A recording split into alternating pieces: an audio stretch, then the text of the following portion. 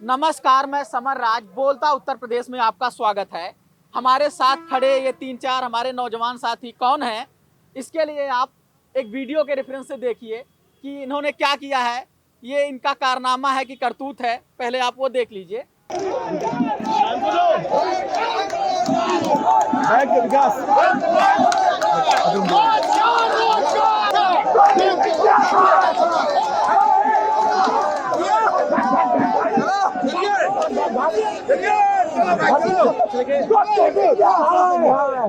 ये एक news anchor के प्रोग्राम में जा करके उसे गुल्लू बोलते हैं और एक कोड वर्ड में बी एंड डी बोलते हैं। ये क्या है, इस तरह की नाराजगी क्या है और ये क्या तरीका है प्रोटेस्ट करने का, आप बता सकते हैं? देखिए, हम लोग ये चाहते हैं कि जो देश की राजनीति है उसमें शिक्षा, स्वास्थ्य, रोजगार जैसे बुनियादी विषयों पर बातचीत हो। आज की राजनीति का जो सबसे प्रासंगिक विषय है वो भय, भूख और भ्रष्टाचार है। इस पे बातचीत होनी चाहिए। और ये मीडिया उस पर करता है कि नहीं करता है? चाहे सत्ताधारी राजनीतिक दल हो और उसके द्वारा सत्ता पोषित मीडिया, मैं कह रहा हूँ सत्ता पोषित मीडिया, गोदी मीडिया जिसे आप कह सकते हैं, वो इन मुद्दों पर बहस नहीं होने दे रहा है। हम चाहते हैं कि इस देश में किसानों के मुद्दे पर राजनीति हो, नौजवानों के मुद्दे पर राजनीति हो। अगर किसानों, नौजवानों, छात्रों, बेरोजगारों के मुद्दों पर राजनीति होगी तो यह देश 2 कदम आगे जाएगा।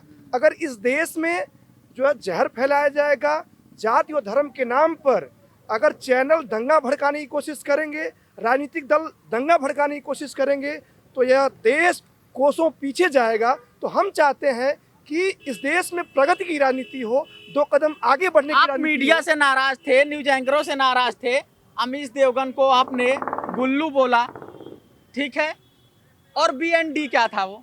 देखिए, गुल्लू तो बहुत प्यारा नाम है, किसी को प्यार से बोलते हैं गुल्लू।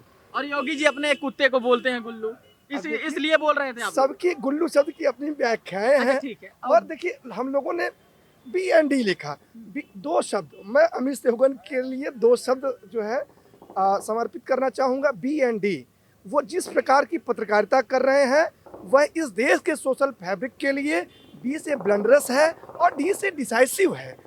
तो खेल रहे हैं, शब्दों से खेला जा रहा है। खैर, जो शब्द इस्तेमाल किए जाते हैं हो सकता है वो कितने आपत्तिजनक हो, इसलिए उस पर नहीं, लेकिन इसका मूल ये है कि अगर न्यूज एंकरों के शो में घुस करके छात्र, नौजवान अगर विरोध प्रदर्शन कर रहे हैं तो वो इसलिए विरोध प्रदर्शन कर रहे हैं क्योंकि उनके मुद्दे नहीं उठाए जा रहे हैं। हम आपसे आपके मुद्दे पर बात जरूर करेंगे।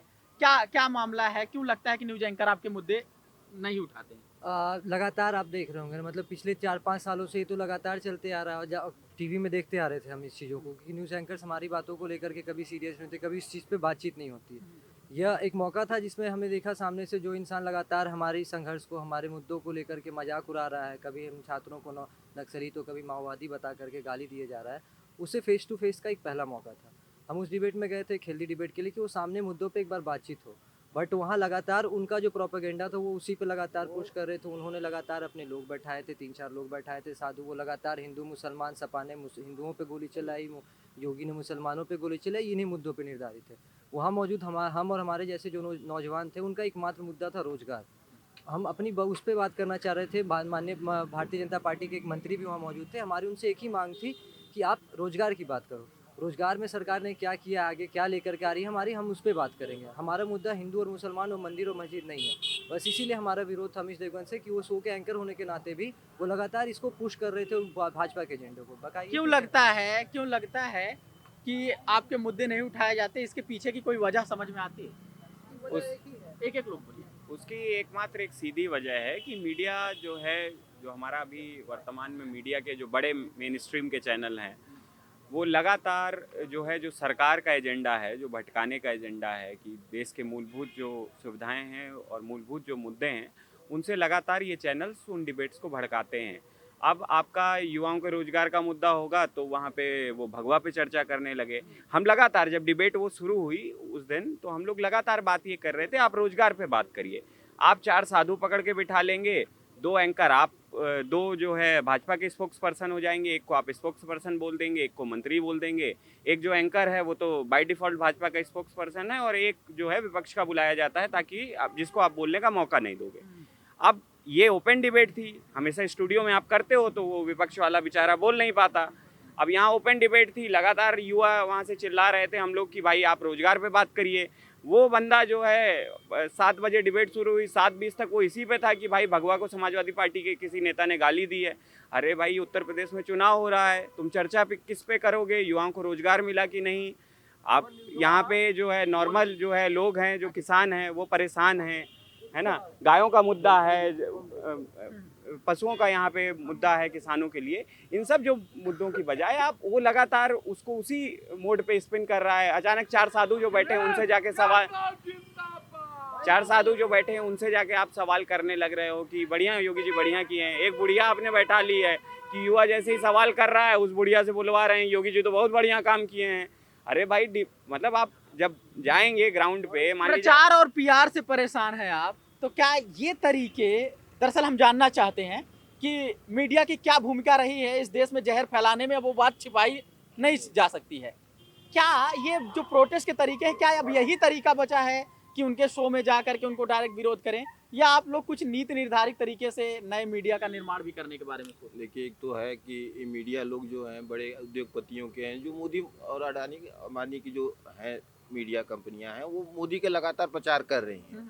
जो हिंदू मुसलमान की राजनीति कर रही है, जो मंदिर मस्जिद की राजनीति कर रही है। असल में जो मुद्दा है युवाओं का रोजगार का, जो हम जिस परिवार से आते हैं वो महंगाई से परेशान है, छोटा से पशु से परेशान है, आय नहीं आ रही है, नौकरी जा रही, तमाम मुद्दे हैं जो लोग चाहते हैं कि इस पर राजनीति हो।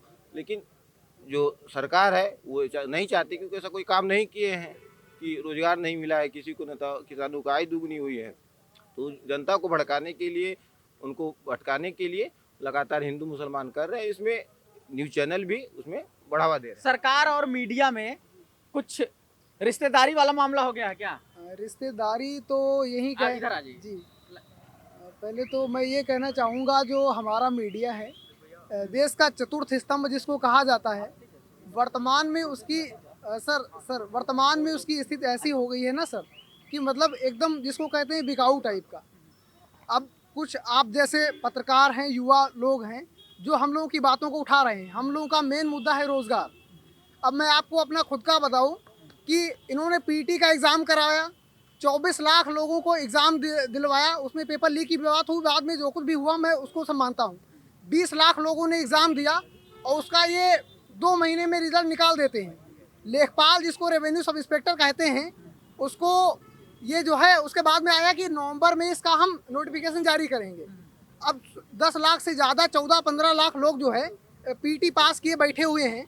अभी तक लेखपाल का नोटिफिकेशन आया 8 जनवरी को। ये सारी चीजें, ये जी। दिक्कतें हैं। और सुनिए, और आप मीडिया से क्या उम्मीद करते हैं? शॉर्ट में बात को समझाइए। मीडिया से मैं ये उम्मीद करता हूँ, मीडिया कहती है कि रोजगार कर लो। मीडिया भी सरकार की भाषा बोलती है, मीडिया भी पक्ष की भाषा बोलती है और कहती है रोजगार कर लो। कहती है संघर्ष करो। हमने कहा किससे संघर्ष करें? बोला कि भगत सिंह संघर्ष करते थे। हमने कहा भगत सिंह तो अंग्रेजों के खिलाफ संघर्ष करते थे। क्या मान ले कि देश में अंग्रेजी सत्ता फिर से काबिज हो गई तो हम संघर्ष करें?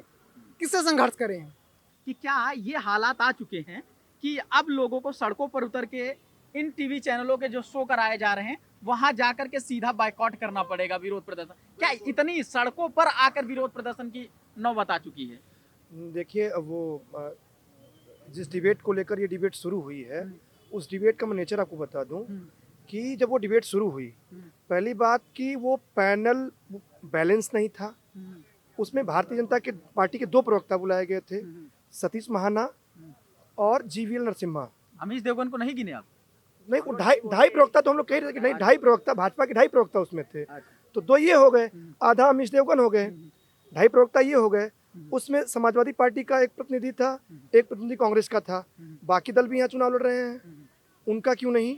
तो इम्बैलेंस जो है वो पैनल था। दूसरी बात जो मैं आंखों देखी बता रहा हूँ कि वो शो शुरू होने से पहले जब सतीश महाना आते हैं तो अमीश देवगन उनको पीछे ले जाता है। इसका मतलब आप ले जाके क्वेश्चन लिख कर रहे हो। तो पहले फिक्सेशन हो चुका, फिर आके वो बहस शुरू कर रहे हैं। तो कितना भाई, आँख के सामने सब कुछ हो रहा है, अगर इस पर भी ना विरोध करें तो क्या करें?